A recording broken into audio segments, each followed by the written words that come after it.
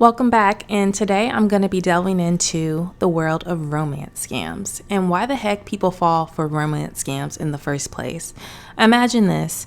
Your mom calls you and tells you she's finally met the love of her life after divorcing your dad, or, God forbid your dad passed, and she's just going out into the dating world.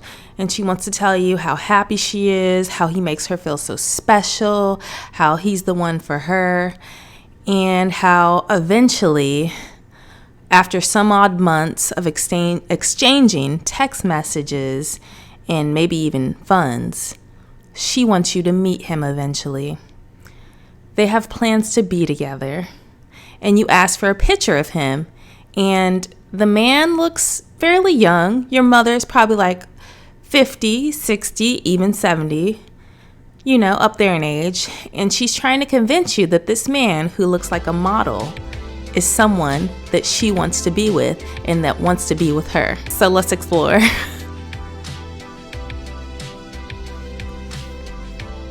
What makes these people really think that these men, who are probably twice as young as they are interested in pursuing a relationship with them?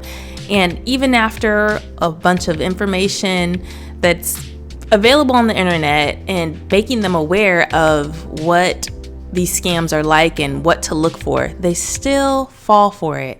What makes these women and men fall for these romance scams? Why is it so easy for them to be easily taken by these strangers, by these scam artists on the internet? Let's see. Nobody seems to understand my family. I don't want an older man. All men my age or older are old. I took care of my husband for 5 years. I do not want to do that again. He's just a slick talker. And you're looking at this picture of a really nice looking young man. And the other one I'm talking to, he's captain of a cruise ship. It seems one of the main reasons people fall for these types of scams is the inherent trust in others. We're like wired to believe that people have good intentions, which makes it easier for scammers to exploit our trust. The whole time I kept telling him, I know you're scamming me. I know you're scamming me. While the red flags were going off for 84-year-old Barbara, it wasn't enough for her to stop a scammer. He had gotten so into my head and had me scared, had me so confused. Barbara, who lives in Raleigh, and asked us not to use her last name or show her face because she fears scammers will target her again. He said he was with the Federal Trade Commission. And the reason he was calling me was because they were trying to get these people who were money laundering using older people. Barbara says a scammer got her to believe her money was in jeopardy. Barbara says a man called her daily, gaining her trust.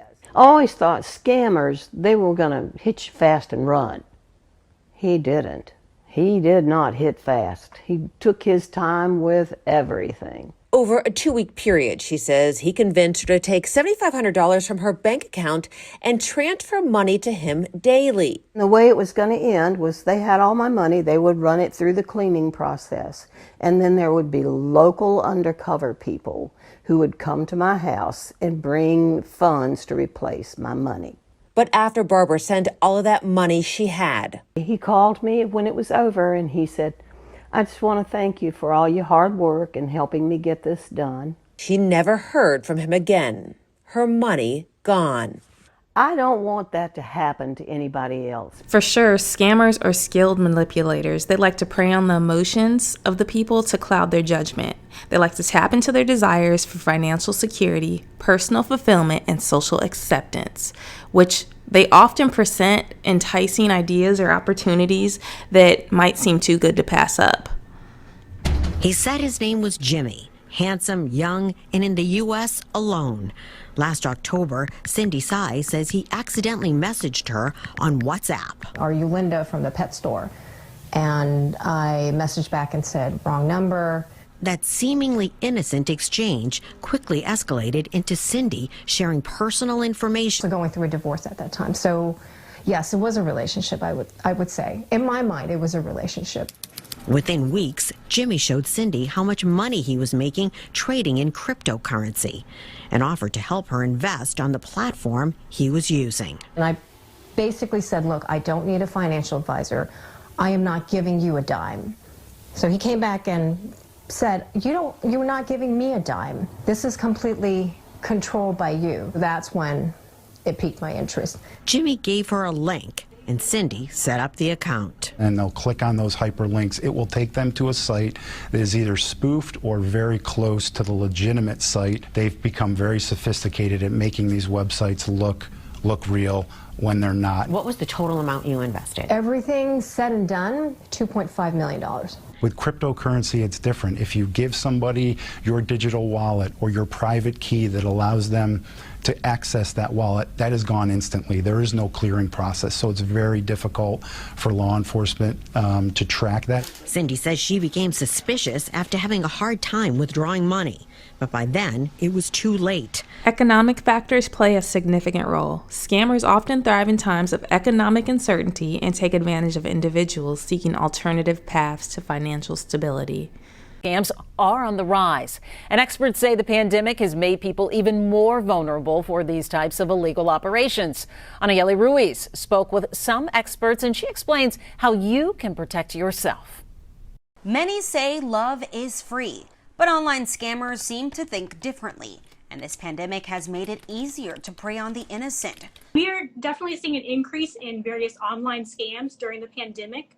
With so many people working from home, interacting with people at home, that's where many of the scammers are going to take advantage of people because they are so isolated during this time. According to the bank fraud manager at Plains Capital Bank, she says she's seen a 35 to 40% increase of online scams from her banking customers since the start of the pandemic.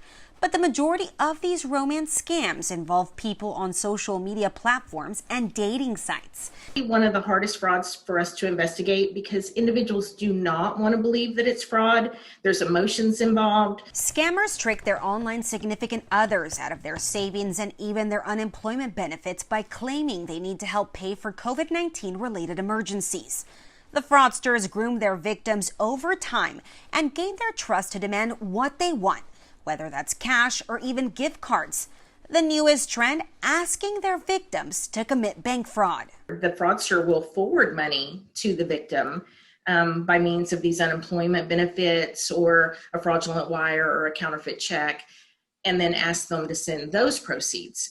But before you end up broke and with a broken heart, look for the red flags. And then they suddenly start wanting money from you.